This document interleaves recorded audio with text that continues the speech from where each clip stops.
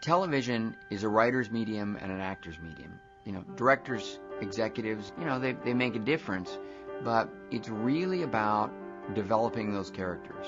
And when it's really well done, it provides the most kind of depth. They used to say it's because those characters are coming into your living room, and I never believed that, even as a kid. I always felt it's because week after week, half hour after half hour, hour after hour, really feeling like you're connecting with those characters and seeing them cope with things, that whatever the tone, whatever the outcomes, whatever the choices the characters make, you really start to feel like you just know them.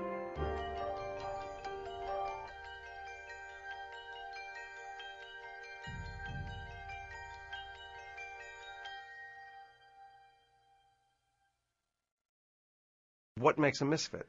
A misfit is someone who doesn't literally fit in. I think everyone feels more like the misfit than they feel like the handsome dude. And that's why we like these shows, because it reflects, you know, most people's struggle. A geek.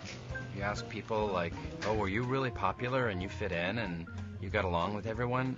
It's a pretty small percentage of people that would go, yeah, we relate to that. It's a universal experience. It's no coincidence that television is thought of as a writer's medium, and you're seeing a lot of misfits on television, because writers are working out their own stuff through these characters. I am thin-skinned about a lot of things, and I am bothered by a lot of things, mostly by myself.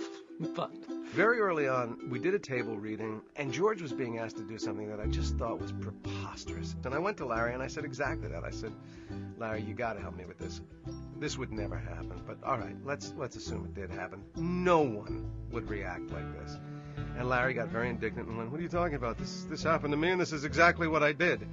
And at that moment, I went, oh, this is Larry. Could it be because you don't want him to know that you have a friend who pees in the shower? I think it is. I think that's exactly what it is. Why couldn't you just wait? I was there. I saw a drain. Since when is a drain a toilet? It's all pipes. There have been so many well-written female characters on television. Times allow for people to tell stories differently. Our political environment changes, our social environment changes.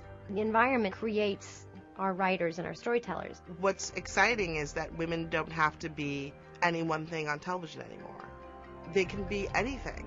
And I think that what makes that interesting for us is that we no longer have to turn on the television and see an image that feels like no women would behave like that. You know, I feel blessed and grateful to be able to be a part of what people get to watch as a representation of a person living their life in this culture right now. A person, not some idealized representation, but perhaps a more realistic one. Sex and the City was about how four women in a very specific city, in a very specific time, felt about how they were pursuing their lives.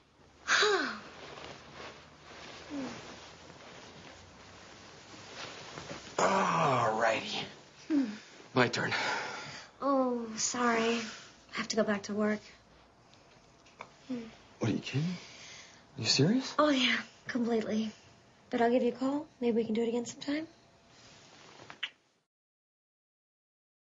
People want to believe in certain images and certain archetypes.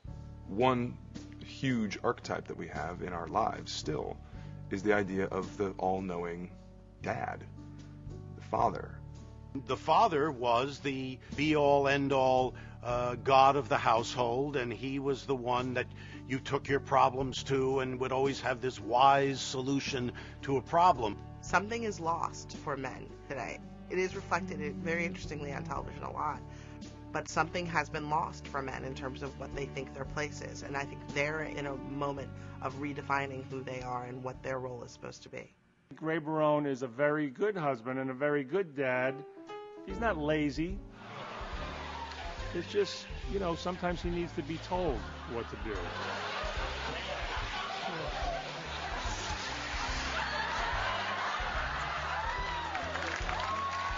You know, the thing I loved about this show is it did give me more insight into men and how they do feel like they have so little control. He may fool himself into thinking he has control of the house, but I think it just all goes back to he just wants peace in the house. He doesn't want to take a side. He's the Switzerland of men, you know? He just wants the fighting to stop, that's all. We're drawn to heroic characters, whether they're more traditional or otherwise, because there's a fundamental appetite for a savior. All through history, there have been men and women who have gone it alone, who stood out against the popular beliefs of the time because they felt something was an injustice. We're attracted to this kind of, certainty, but it has a tendency to run off the rails. Sipowicz was a guy who was a trailblazer in some very old clothes with some very bad habits. I think it's pretty apparent that he is not your average hero. He comes across as such a schnook. I mean, he's an alcoholic, he's a womanizer. That's not your typical hero.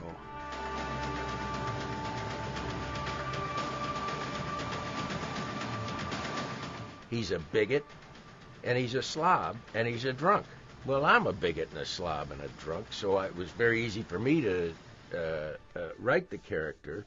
Let me retract so that I'm allowed into my home tonight. I am capable of imagining myself as a bigot and a slob and a drunk. I have been all of those things, but I try not to be them simultaneously. I make my living in television, so take what I say with a grain of salt, because I'm biased and I admit it. But I think we are indeed in a new golden age of television. I think TV today, pound for pound, storytelling-wise, is more interesting than Hollywood movies. In a movie, character development really takes a back door to special effects or to some larger, wackier idea. On television, you explore on a minute, tiny, interesting basis these characters and watch them grow up and change and develop. All of the exciting moments that are happening right now feel like they're happening on television.